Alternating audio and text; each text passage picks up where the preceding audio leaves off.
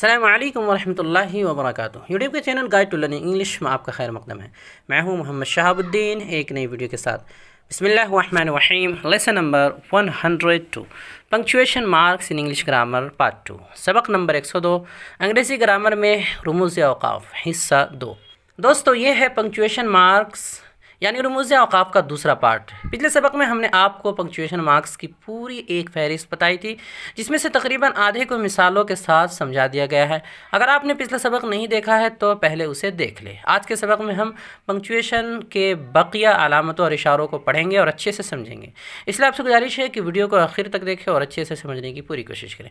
तो चलिए बिला ताख़ीर शुरू करते हैं। तो आज का पहला है सेमीकोलन यानी वक्फ़ा। सेमीकोलन का माना वक्फ़ा होता है। इसका इस्तेमाल अक्सर दो मेन क्लॉज को जोड़ने के लिए, यानी जो कोऑर्डिनेट क्लॉज होते हैं उनके बीच में उस वक्त होता है जब दो क्लॉज के मफ़हूम और माना में एक दूसरे से रब्त और ताल्लुक़ हो और बीच में कोई कोऑर्डिनेटिंग कंजक्शन ना हो। यानी यूँ समझ लीजिए कि जो कोऑर्डिनेट क्लॉज होता है उसके बीच में एंड, बट और वगैरह का इस्तेमाल करते हैं। तो अगर ये सब ना हो तो सेमीकोलन का इस्तेमाल किया जाता है। जैसे my wife likes T, I like coffee. मेरी बीवी को चाय पसंद है और मुझे कॉफ़ी पसंद है। तो यहाँ पर माई वाइफ लाइक्स टी और उसके बाद आई लाइक कॉफ़ी, इसके बीच में एंड लगा सकते थे या बट लगा सकते थे, लेकिन आया नहीं तो इसलिए उसकी जगह सेमीकोलन का इस्तेमाल किया दोनों क्लॉज को अलग करने के लिए। इस तरह dad is going bald, his hair is getting thinner and thinner. वालिद साहब गंजे होते जा रहे हैं इसलिए कि उनके बाल पतले हो रहे हैं। तो यहाँ जो दो क्लॉज है अलग अलग है, समझिए दो प्रिंसिपल क्लॉज हैं। तो बीच में बॉल्ड के बाद एंड या कुछ और आना चाहिए था, लेकिन नहीं आया है, इसीलिए चूँकि कोई सब कोऑर्डिनेटिंग कंजक्शन नहीं आया है इसलिए यहाँ पर सेमीकोलन है। इस तरह you should stop eating so much, you should go on diet. तुम्हें कसरत ताम से रुक जाना चाहिए और क़िल्लत ताम को इख्तियार करना चाहिए, यानी ज़्यादा खाने से रुक जाना चाहिए और कम खाने को इख्तियार कर लेना चाहिए। तो यहाँ दोनों की बातों में मुताबिकत है, दोनों क्लॉज में मुताबिकत है, मफ़हूम में भी, सब चीज़ में भी। बीच में जो है वो कोऑर्डिनेटिंग कंजक्शन का इस्तेमाल नहीं हुआ, इसलिए सेमीकोलन का इस्तेमाल किया गया है। आगे बढ़ते हैं। अगला है दूसरा तरीक़ा है कि जब कई चीज़ों की फ़हरिस्त और लिस्ट हो, यानी कई चीज़ों का तज़किरा हो रहा हो, कई चीज़ों की फ़हरिस्त हो और लिस्ट हो और हर लिस्ट में कॉमा भी हो, तो इस सूरत में एक लिस्ट को दूसरे लिस्ट से जुदा करने के लिए सेमीकोलन का इस्तेमाल करते हैं। जैसे the people present were Khalid the doctor's son, Nasir the milkman's son, Ahmad the engineer's brother. Doctor के लड़के खालिद, दूध फरोश के लड़के नासिर और इंजीनियर के भाई अहमद हाजिर थे। अब हम एक फहरिस्त बयान कर रहे हैं कि कौन कौन हाजिर थे, उनकी लिस्ट बयान कर रहे हैं। खालिद, फिर हमने उसको बयान कि खालिद कौन है, वो डॉक्टर का बेटा है। इस तरह नासिर, तो वो कौन है, मिल्कमैन का बेटा है यानी दूध फरोश का। अहमद, वो कौन है, वो इंजीनियर का भाई है। तो ये थोड़ी थोड़ी जो वजाहत दे रहे, तो हर एक में पहले से कॉमा है, इसीलिए हर एक को अलग करने के लिए देखिए सेमीकोलन का बीच में इस्तेमाल हुआ है। इस तरह there are 3 examples of familiar sequence 1, 2 and 3, A, B and C, first, second and third. मुसावी तरतीब की 3 मिसालें हैं, 1, 2 और 3, A, B और C, पहला, दूसरा और तीसरा। जो तरतीबवार किसी चीज़ को गिनाते हैं तो उसके 3 तरीक़े हैं, तो वो बयान कर रहे हैं। तो अब चूँकि 3 तरीक़े बयान कर रहे हैं तो हर एक में पहले से कॉमा भी है, तो इन तीनों तरीक़ों को अलग करने के लिए बीच में सेमीकोलन का इस्तेमाल किया गया है। अगला है 8वां अपोस्ट्रोफी। अपोस्ट्रोफी का माना होता है अलामत हज़फ़। ये उमूमन 3 जगह लगता है। पहली जगह है कि इजाफ़त के लिए, यानी का के की के लिए, जब का के की का माना अदा करना हो जिसे इजाफ़त कहते हैं, उस सूरत में इसका इस्तेमाल होता है अपोस्ट्रोफी का। जैसे मिसाल समझते हैं, दिस इज़ खालिद्स बुक, ये खालिद की किताब है। तो ये जो खालिद्स बुक यानी हमें कहना था खालिद की किताब, तो अपोस्ट्रोफी लगा करके एस लगाते हैं। तो यहाँ पर देखिए अपोस्ट्रोफी ऊपर इस्तेमाल हुआ, पहले भी इसके बारे में कुछ बताया जा चुका है। इसी तरह ही इज़ अहमद्स बेस्ट फ्रेंड, वो अहमद का करीबी दोस्त है। तो अहमद्स बेस्ट फ्रेंड, अहमद का इजाफ़त के लिए इस्तेमाल हुआ है। इस तरह this is a boys hostel, ये लड़कों का हॉस्टल है। तो देखिए बॉयज़ के बाद ऊपर अपोस्ट्रोफी का इस्तेमाल हुआ है। इसमें एक अहम कायदा है। पहला कायदा ये है कि इजाफ़त के लिए किसी नाउन के बाद जब इजाफ़त करते हैं इस तरह का, तो इजाफ़त के लिए किसी नाउन के बाद अपोस्ट्रोफी लगाते हैं, फिर एस लिखते हैं, ये बात वाज़ेह है। लेकिन अगर नाउन में, जिस नाउन में हम लगा रहे हैं उस नाउन में पहले ही से एस हो, तो उस सूरत में अपोस्ट्रोफी लगाने के बाद एस अलग से नहीं बढ़ाया जाएगा। यानी ऐसे नॉन में हम बढ़ा रहे हैं, इजाफत कर रहे हैं जिसमें पहले ही से नॉन है, तो अब अपोस्ट्रोफी लगाने के बाद दोबारा फिर हम एस नहीं लगाएंगे। जैसे this is a glass table, this is a class table, ये दरसगाह का टेबल है। तो देखिए क्लास टेबल यानी क्लास का टेबल हमें कहना था, दरसगाह का टेबल। तो अब यहाँ पर अपोस्ट्रोफी और एस लगाना था, लेकिन पहले से यहाँ एस है, तो पहले से जब यहाँ एस है तो अब यहाँ पर सिर्फ ऊपर अपोस्ट्रोफी लगाएंगे, एस अलग से नहीं लगाएंगे। इस तरह glass water is clean, glass का पानी साफ़ है। Grass colour is green, this grass colour is green, इस घास का रंग हरा है। तो यहाँ भी देखिए ग्रास कलर हमें इजाफत लगाना था कि घास का रंग, तो अब चूँकि पहले से इस यहाँ लगा हुआ है तो सिर्फ अपोस्ट्रोफी लगाएंगे, अलग से एस नहीं लगाएंगे। दूसरा कायदा यह है कि अगर किसी नाउन प्लूरल नाउन यानी जो जमा होता है प्लूरल नाउन के आखिर में एस हो तो इजाफत करते वक्त उसमें सिर्फ अपोस्ट्रोफी लगेगा, अलग से एस नहीं आएगा। जैसे this is a boys hostel, अब ये बॉय के जमा बॉय का प्लूरल जो है वो बॉयज़ है, तो जब इसमें इजाफत कर रहे थे बॉयज़ हॉस्टल तो पहले से एस लगा हुआ है, तो अब अलग से एस नहीं लगाएंगे, जमा वाला एस नहीं लगाएंगे अलग से। ये लड़कों का हॉस्टल है। इस तरह that is a ladies room, that is a ladies room, वो औरतों का कमरा है। दूसरा है कि मुखफ़फ़ अल्फाज यानी कॉन्ट्रैक्शंस के लिए अपोस्ट्रोफी का इस्तेमाल करते हैं, यानी दो या दो से ज़ायद अल्फाज को एक छोटा लफ्ज़ बनाने के लिए जो है वो अपोस्ट्रोफी का बीच में इस्तेमाल करते हैं। पहले वजाहत कॉन्ट्रैक्शंस के बहस में आ चुके हैं। जैसे आंट, आंट ये आर नोट का शॉर्ट है, तो आर नोट का शॉर्ट है, इन दोनों को मुख्तसर किया गया है, मुखफ़फ़ किया गया है, तो आंट बनाया गया। तो अब देखिए बीच में एक अलामत लगाई गई, अलामत हज़फ जिसको कहते हैं अपोस्ट्रोफी। इस तरह आइम, आइम ये किसका शॉर्ट है, आई एम का, तो अपोस्ट्रोफी बीच में लगाया गया। इस तरह आइव, आइव या आई हैव का शॉर्ट है, इसलिए बीच में आइव किया गया है, तो अपोस्ट्रोफी लगाया गया है।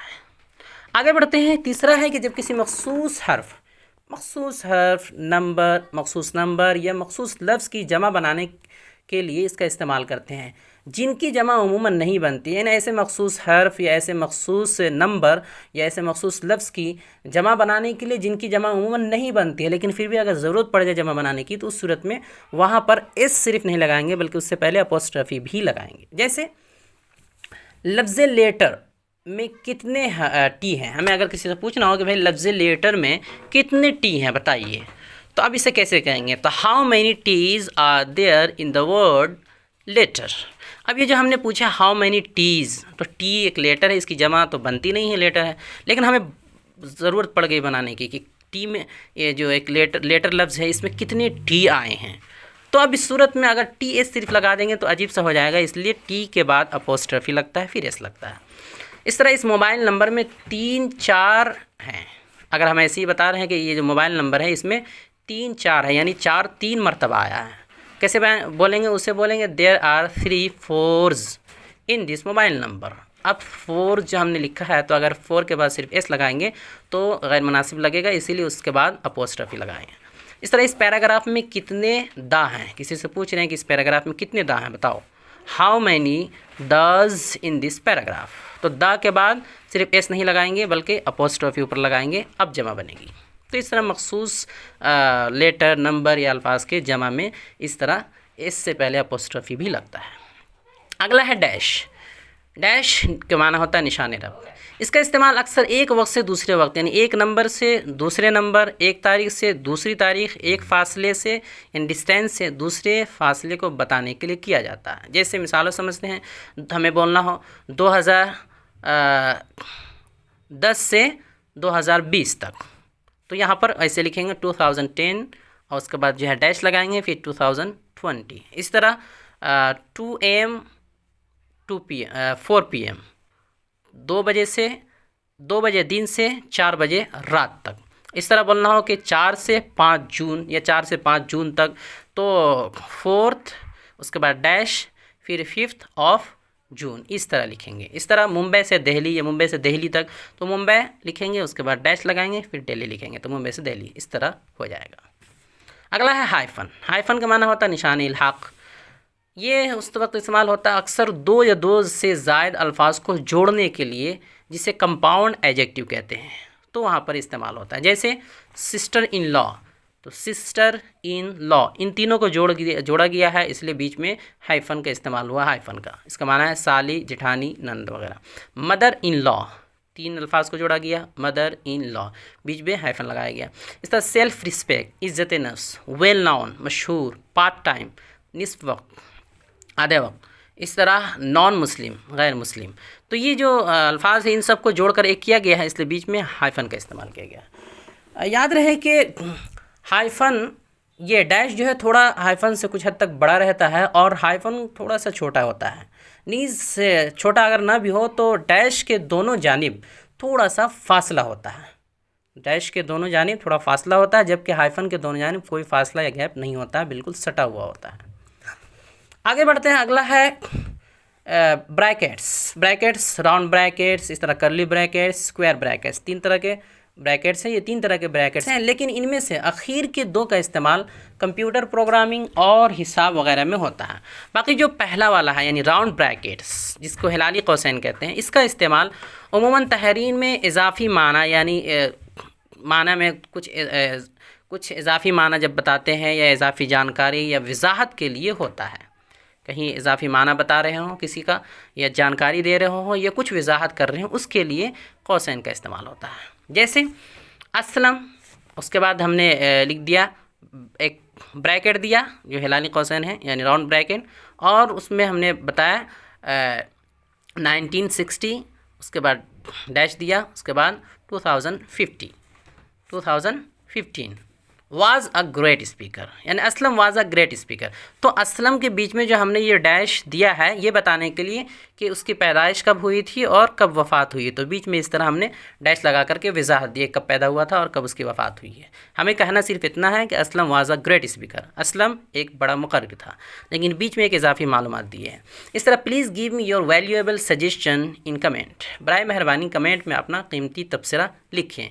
अब यहाँ पर सजेशन के बाद जो है ब्रैकेट में हमने एक एस लगा दिया है, इसलिए लगा है कि सजेशन एक भी हो सकता है, एक से ज़्यादा भी हो सकता है, इसीलिए ब्रैकेट में दे दिया कि आप एक भी मशवरा दे सकते हैं, एक से ज़्यादा भी। इस तरह ही lived in Delhi capital of India, वो दिल्ली में रहता था, वो दिल्ली में रहता था। अब दिल्ली की थोड़ी सी वजाहत कर रहे हैं कि दिल्ली क्या है, हिंदुस्तान की राजधानी, तो उसको हमने ब्रैकेट में लिख दिया कैपिटल ऑफ इंडिया। तो इस तरह इजाफी मालूमात देने के लिए, जानकारी देने के लिए, माना बताने के लिए, वजाहत करने के लिए इसका इस्तेमाल होता है। अगला है एलिप्सिस। एलिप्सिस ये नुक्ते को कहते हैं, 3-4 नुक्ते लगते हैं। इसका इस्तेमाल महजूफ अल्फाज, जुमले या इबारत को बताने के लिए होता है। जैसे से 1 2 3, उसके बाद एलिप्सिस लगाए हैं 3, उसके बाद अप टू 100, यानी हम कह रहे हैं कि 1 2 3, उसके बाद थोड़ा रुके, पूरा 100 तक बोलो। किसी से कह रहे हैं कि 1 2 3 पूरा 100 तक गिनो, उसके बाद बीच में हमने हज़फ कर दिया, पूरा नहीं बोला 4 5 6 7 8, ऐसा ना बोल करके 1 2 3 उसके बाद पूरा 100 तक गिनो। तो जो हज़फ हुआ है बीच में 4 5 6 7 जितना, तो उसके लिए एलिप्सिस लगाए गए, नुक्ते लगा दिए गए। इस तरह he had a mobile, a laptop, a car, उसके पास एक मोबाइल, एक लैपटॉप, एक कार वगैरह वगैरह है। उसके बाद आगे हम पूरी फहरिस्त ने बयान कर रहे हैं, बल्कि वगैरह वगैरह कर दिया। अब जो तो बीच में जो वगैरह वगैरह किए हैं तो वहाँ पर 3 नुक्ते लगा देते हैं कि ये सब वगैरह वगैरह हैं। अगला है स्लैश और ऑब्लिक। स्लैश क्या माना होता है, अलामत तग़य्युर। इसका इस्तेमाल अक्सर 2 या ज़्यादा चीज़ों में इख्तियार और ऑप्शन देने के लिए होता है कि ये वो, इस तरह ऑप्शन जो देते हैं, यानी और का माना कह सकते हैं। जैसे teacher said everyone complete his और स्लैश हर होमवर्क, उस्ताद ने कहा कि हर कोई अपना होमवर्क कर ले, मुकम्मल करे। तो अब ये जो है हर कोई में लड़का भी हो सकता है, लड़की भी हो सकती है, तो दोनों का है इख्तियार है, इसीलिए हीज़ हर लगा दिया है, बीच में स्लैश दे दिया है। इसी तरह if slash when you speak the truth everyone appreciates you, अगर तुम सच बोलते हो तो हर कोई आपको सराहता है, या जब तुम सच बोलते हो तो हर कोई आपको सराहता है। अब यहाँ पर यह है कि आप इफ़ का भी इस्तेमाल कर सकते हैं और वेन का भी इस्तेमाल कर सकते हैं, दोनों आपको इख्तियार है, इसलिए इफ़ के बाद और स्लैश लगाए फिर वेन लिख दिया, दोनों इस्तेमाल कर सकते हैं आप। अगला है कि तारीख़ और छोटा हिस्सा यानी कसर बताने के लिए भी स्लैश का इस्तेमाल होता है। जैसे तारीख़ बताने के लिए अगर हमें बोलना हो 10 अगस्त 2020, तो क्या लिखते हैं 10 स्लैश, उसके बाद 08, उसके बाद स्लैश, उसके बाद 20, तो शॉर्ट में इस तरह लिख देते हैं, स्लैश लगा करके तारीख लिख देते हैं। इस तरह अगर हमें किसी के जो है वो बताना हो, कसर बताना हो, छोटा हिस्सा, जैसे 1 यानी 1/4, इसका मतलब हुआ 1/4, यानी 1/4, 2/4 या तिहाई बोलते हैं, 1/3। इस तरह अगर बयान करना हो तो इस तरह पहले उसको लिखते हैं और नंबर को, उसके बाद स्लैश लगाते हैं, और जो आपको बयान करना हो, चौथाई बयान करना हो तो 4, तिहाई बयान करना हो उसका तीसरा हिस्सा सुलुस तो 3 लिखते हैं। इस तरह बयान करते हैं, लिखते हैं। नोट: मज़कूरा अलामतों के अलावा भी रमूज़ औक़ाफ़ की कुछ अलामतें होती हैं, लेकिन उन सब का बहुत ज़्यादा इस्तेमाल नहीं होता है, इसलिए बताने की ज़रूरत नहीं। लिखने में ख़ास तौर पे अंग्रेज़ी में उतना ज़्यादा इस्तेमाल नहीं होता। तो चलिए आगे बढ़ते हैं आज के सवालात की तरफ। पहला सवाल है कि अगर किसी लफ्ज़ के आखिर में पहले से एस मौजूद हो तो क्या इजाफ़त के वक्त एक और एस बढ़ाएंगे या नहीं। सवाल नंबर 2, दूसरा सवाल ये है कि इन जुमलों में मुनासिब रमूज़ औक़ाफ़ यानी पंक्चुएशन लगाएं। नीचे जुमले दिए जा रहे हैं, सेंटेंसेस है कुछ, उसमें रमूज़ औक़ाफ़ लगाए नहीं गए हैं। रमूज़ औक़ाफ़ आपको पंक्चुएशन लगाने हैं खुद से। पहला सेंटेंस है, I like biryani, my brother likes fried rice. Switch off the class fan, this is a boys room. Ghalib 1797-1869 was a great poet। यहाँ क्या लगेगा वो आपको लगाना है। How many P's in topper, how many P's in topper.